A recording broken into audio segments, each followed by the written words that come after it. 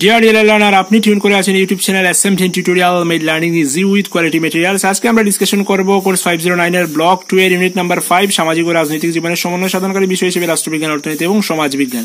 বিগত দিনগুলোতে আমরা কোর্স 509 এর ব্লক 1 এবং ব্লক 2 এর বাকি যে ইউনিট, প্রথম 4টা ইউনিট আলোচনা করে নিয়েছি। তো আজকে আমরা 5th নাম্বার ইউনিট কন্টিনিউ করছি। বলছি NIOS জেরের থেকে বাংলাতে যে স্টাডি মেটেরিয়াল ডাউনলোড করার জন্য দিয়েছে, সেগুলো যদি আপনি না নিয়ে থাকেন তাহলে সেগুলো ডাউনলোড করে নিন। সেখান থেকে আমি দেখে দেবো কি কি জিনিস পড়তে হবে, সেভাবে দাগ দিয়ে রাখবেন এবং পড়াশোনা করবেন, তাহলে পরীক্ষা আপনার ভালো হবে। তো আমি রয়েছি course 509 block 2 unit number 5 page number 52 তে। 4 নাম্বার পেজে আমরা পাবো সামাজিক এবং রাষ্ট্রনৈতিক জীবনকে বলা হচ্ছে SPL বা সোশ্যাল এন্ড পলিটিক্যাল লাইফ। তো SPL কি? SPL হচ্ছে সোশ্যাল এন্ড পলিটিক্যাল লাইফ। পরে যাচ্ছি আমরা 55 নাম্বার পেজে।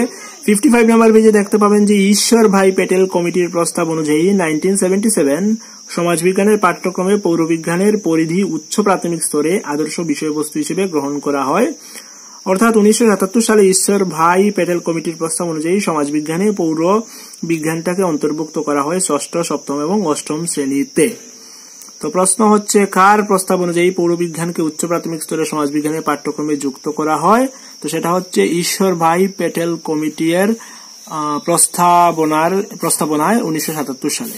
5 নাম্বার পেজেই পৌর বিজ্ঞানের সিলেবাস দিয়ে দিয়েছে। 7ম শ্রেণী থেকে কি জিনিস থাকতে পারে, 8ম শ্রেণী থেকে কি জিনিস থাকতে পারে, 6ষ্ঠ শ্রেণী থেকে কি জিনিস থাকতে পারে, সেগুলো একটু দেখবেন।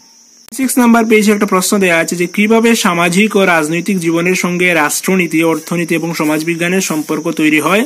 তো সেটার আনসার আপনি পেজ নাম্বার 72 তে দেখবেন, সেখানে পেয়ে যাবেন। তো যাচ্ছি আমি 57 নাম্বার পেজে। 57 নাম্বার পেজে উপরে প্রশ্ন লিখতে হবে যে রাষ্ট্রবিজ্ঞানের প্রথাগত ধারণা এবং আধুনিক ধারণার পার্থক্য লিখুন।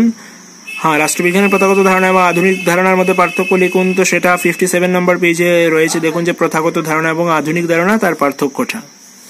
58 নাম্বার পেজে আমরা পাবো যে গ্রাহাম ওয়েলসের হিউম্যান নেচার ইন পলিসিস গ্রন্থে সমাজ মনস্তাত্ত্বিক রাষ্ট্রনৈতিক গঠন প্রক্রিয়ার অগ্রসর হয়েছিল, বা কথা হচ্ছে যে Graham Wells human nature in politics 1908 সালে একটা পুস্তক রচনা করেছিলেন, সেটা আমাদের জানার বিষয়।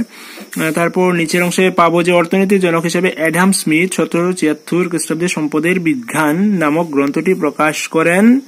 তো এই দুটি জিনিস এখান থেকে জানতে হবে। তো প্রশ্নগুলো এমন হতে পারে যে হিউম্যান নেচার ইন পলিটিক্স গ্রন্থের রচয়িতাকে, তো সেটা হচ্ছেন Graham Wells. Science of wealth বা সম্পদের বিজ্ঞান সায়েন্স অফ ওয়েলথ গ্রন্থের রচয়িতাকে, তো সেটা হচ্ছে অ্যাডাম স্মিথ। অর্থনৈতিক জনক কাকে বলা হয়? অর্থনৈতিক জনক বলা হয় অ্যাডাম স্মিথকে। 59 নাম্বার পেজে দাগ দেওয়া আছে। দেখুন যে আলফ্রেড মার্শাল 1890 খ্রিস্টাব্দে প্রিন্সিপাল অফ ইকোনমিক্স বইটি প্রকাশ করেন। মার্শাল প্রধানত অর্থনৈতিক 3টি ব্যাখ্যার কথা উল্লেখ করেছেন। প্রথমত, মানুষের অর্থনৈতিক সুচিন্তিত ভাবনা অর্থনৈতিক ক্ষেত্রে সক্রিয়। অন্যভাবে বলা যায়, মানুষ কিভাবে সুনিশ্চিত ভাবনায় সম্পদ সংগ্রহ এবং বিস্তার করছে। দ্বিতীয়ত, মানুষের নির্দিষ্ট অর্থনৈতিক জীবনের ক্ষেত্রেও রয়েছে। সাধারণ কাজের ক্ষেত্র বলতে বোঝায় কিভাবে মানুষের জীবন ধারণ এবং বিস্তার ঘটেছে।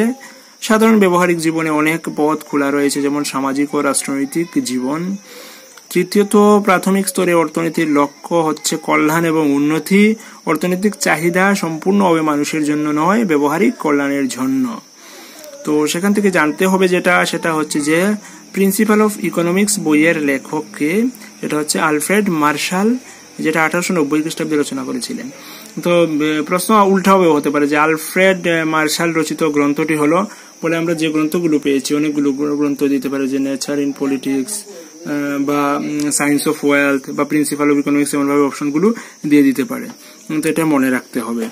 নিচের অংশে দেখতে পাবেন যে লাইনেস রবিন্স অর্থনৈতিক ভাবনার ক্ষেত্রে অ্যাডাম স্মিথ এবং মার্শাল অপেক্ষা সংস্কারের ক্ষেত্রে যথাযথ ছিল। রবিন্সের অর্থনীতি বিষয়ের বিখ্যাত বই 1931 খ্রিস্টাব্দে প্রকৃতি ও বিশ্লেষণে অর্থনৈতিক বিজ্ঞান হিসেবে পরিচিত ছিল। সেই গ্রন্থে রবিন্সের অর্থনীতি বিষয়ে বিজ্ঞানের পছন্দ এবং অপছন্দের কথার উল্লেখ রয়েছে। তো সেখান থেকে আমরা কিছু প্রশ্ন দেখে নেই। প্রশ্ন হচ্ছে যে প্রিন্সিপাল অফ ইকোনমিক্স গ্রন্থ কে প্রকাশ করেন? তো সেটা হচ্ছে আলফ্রেড মার্শাল 1890। লিওনেল রবিনের অর্থনীতি সংক্রান্ত বিখ্যাত বইয়ের নাম কি? তো সেই বইটার নাম হচ্ছে an essay on the nature and significance of economic science. আবার বলছি, লিওনেল রবিন এর অর্থনীতি সংক্রান্ত বিখ্যাত বইয়ের নাম কি? সেটা হচ্ছে an essay on the nature and significance of economics science. তো সেগুলো জেনে রাখতে হবে। পেজ নাম্বার 60-তে রয়েছে, নিচের অংশে দেখতে পাবেন যে সমাজ বিজ্ঞানের প্রতিষ্ঠাতা হিসেবে অগাস্ট কমতে, হার্ভার্ড, স্পেন্সার ও কার্ল মার্কসের সমাজ সম্পর্কে জোরালো বক্তব্য রেখেছেন। তো সমাজ বিজ্ঞানের প্রতিষ্ঠাতা হিসেবে আমরা কয়জনের নাম পেলাম? 3 জনের নাম পেলাম। একটা হচ্ছে অগাস্ট কমতে, হার্ভার্ড, স্পেন্সার এবং কার্ল মার্কস। তো প্রশ্নটা এমন হতে পারে যে নিচের কোনজন সোসিওলজি বা সমাজ বিজ্ঞানের প্রতিষ্ঠাতা নয়? 4টে অপশন রয়েছে, লিওনেল রবিন, অগাস্ট কমতে, হার্ভার্ড, স্পেন্সার, কার্ল মার্কস। তো এক্ষেত্রে আমরা দেখতে পাচ্ছি যে অগাস্ট কমতে, হার্ভার্ড, স্পেন্সার বা কার্ল মার্কস সবই কিন্তু সোসিওলজি বা সমাজবিজ্ঞানের প্রতিষ্ঠাতা, কিন্তু লিওনেল রবিন কিন্তু সমাজবিজ্ঞানের প্রতিষ্ঠাতা নয়। তো অপশন এটা হচ্ছে আমাদের আনসার। প্রশ্নটা অন্যভাবেও হতে পারে যে বলতে পারে নিচের কোনজন সোসিওলজি বা সমাজবিজ্ঞানের প্রতিষ্ঠাতা, বলে 4টে অপশন দেবে। তাহলে প্রতিষ্ঠাতা যে 3 জনের নাম আমরা জানলাম সেখান থেকে একটা প্রশ্ন দিতে পারে, বাইরে থেকে যাবে 3টা। তো আলটিমেটলি কি হচ্ছে? আলটিমেটলি আমার কিন্তু এই সমাজবিজ্ঞানের যে প্রতিষ্ঠাতা 3 জন আমরা পেলাম, সেই 3 জনের নামটা মনে রাখতে হবে, অগাস্ট কমতে, হার্ভার্ড, স্পেন্সার এবং কার্ল মার্কস। নাম্বার 61-এ আমরা পাবো যে অর্থনৈতিক বিষয়ে প্রাচুর্যতা এবং পছন্দের ধারণার নির্দিষ্ট বৈশিষ্ট্য কি ছিল। তো সেটার আনসার 73 নাম্বার পেজ দেখবেন, সেখানে দেয়া আছে। 65 নাম্বার পেজে রয়েছে প্রশ্ন, সামাজিক এবং রাজনৈতিক জীবনে শিক্ষা সম্পর্কিত প্রধান ধারণা কি ছিল সমাজবিজ্ঞানের পাঠ্যক্রমে, বা সমাজবিজ্ঞানের পাঠ্যক্রমে সামাজিক এবং রাজনৈতিক জীবনের শিক্ষা সংক্রান্ত কি ধারণা ছিল? তো সেটার আনসার আপনি 73 নাম্বার পেজে পাবেন, দেখে নিন। 72 নাম্বার পেজে রয়েছে প্রশ্ন যে ভারতে বিভিন্ন ধরনের বৈচিত্র্যের পার্থক্য কি? তো সেটার আনসার আপনি 73-তে পাবেন। আমরা 56 নাম্বার পেজে যে প্রশ্নটা দেখেছিলাম, কিভাবে সামাজিক ও রাষ্ট্রনৈতিক জীবনের সঙ্গে রাষ্ট্রনীতি, অর্থনীতি এবং সমাজ বিজ্ঞানের সম্পর্ক তৈরি হয়। তো সেটার আনসার আমরা এই যে 72 নাম্বার পেজে দেখতে পাচ্ছি। প্রথমেই রয়েছে যে পাঠের অগ্রগতি 1, পাঠের অগ্রগতি 1 এর আনসার। তো সেটা এখান থেকে দেখবেন। যেমন সামাজিক ও রাষ্ট্রনৈতিক জীবনের শিক্ষণ প্রক্রিয়ার ক্ষেত্রে রাষ্ট্রনীতি, অর্থনীতি এবং সমাজবিজ্ঞানের মাধ্যমে সে রাষ্ট্রবিজ্ঞান শিশুদের মধ্যে তৈরি করে গণতান্ত্রিক প্রক্রিয়ায় অংশগ্রহণ, অর্থনীতি শিশুদের মধ্যে অর্থনৈতিক প্রক্রিয়ার মধ্যে যে প্রক্রিয়ায় যেমন উৎপাদন, ব্যবহার, সরবরাহ, বিনিময় ইত্যাদি সম্পর্কে সামর্থ্য যোগায়, সমাজবিজ্ঞান তৈরি করে শিশুদের পৌর সমাজে গুরুত্বপূর্ণ সদস্য হতে, জাতিগত প্রতিবন্ধকতা, শ্রেণী, ধর্ম ইত্যাদি বুঝাতে। তো এইগুলো কিন্তু এই 3টা বিষয় কিন্তু এইভাবেই সম্পর্ক তৈরি করে। 61 নাম্বার পেজে যে প্রশ্ন ছিল অর্থনৈতিক বিষয়ে প্রাচুর্যতা এবং পছন্দের ধারণার নির্দিষ্ট বৈশিষ্ট্য কি ছিল, সেটার আনসার আমরা 73-তে দেখে নেব। 73-তে এই যে রয়েছে পাঠের অগ্রগতি 2 এর আনসার, সেটা কিন্তু এই। 65 নাম্বার পেজে যে প্রশ্ন রয়েছে সামাজিক ও রাজনৈতিক জীবনে শিক্ষা সম্পর্কিত প্রধান ধারণা কি ছিল সমাজবিজ্ঞানের পাঠ্যক্রমে। তো সেটার আনসার আমরা দেখে নিচ্ছি হচ্ছে কি 73 নাম্বার পেজে এই যে পাঠের অগ্রগতি 3 রয়েছে, তার আনসার কিন্তু সেটা। যে প্রশ্নটা পেলাম, ভারতে বিভিন্ন ধরনের বৈচিত্র্যের পার্থক্য কি, 73 নাম্বার পেজে যে কোয়েশ্চেন ছিল তার আনসার কোয়েশ্চেনটা হচ্ছে গিয়ে 72 নাম্বার পেজে, তার আনসারটা আপনি 73 নাম্বার পেজে পাবেন। এই যে 73 নাম্বার পেজে পাঠের অগ্রগতি 4 বলে আনসারটা দেওয়া আছে।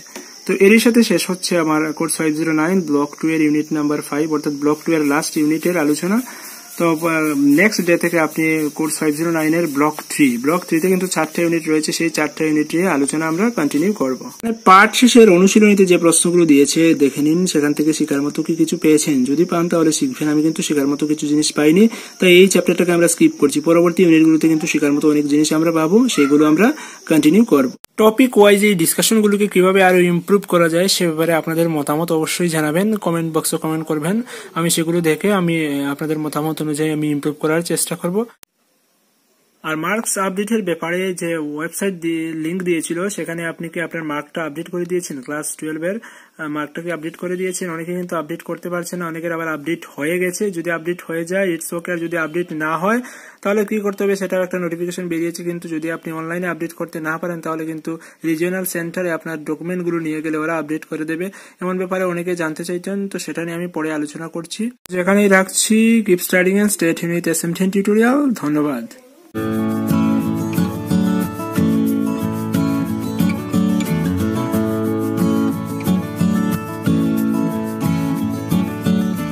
তারপর টেট এক্সামিনেশনে যে বললাম যে 150টা কোয়েশ্চেন হচ্ছে, 150 মার্ক থাকছে। তো চাইল্ড ডেভেলপমেন্ট এবং পেডাগজি থেকে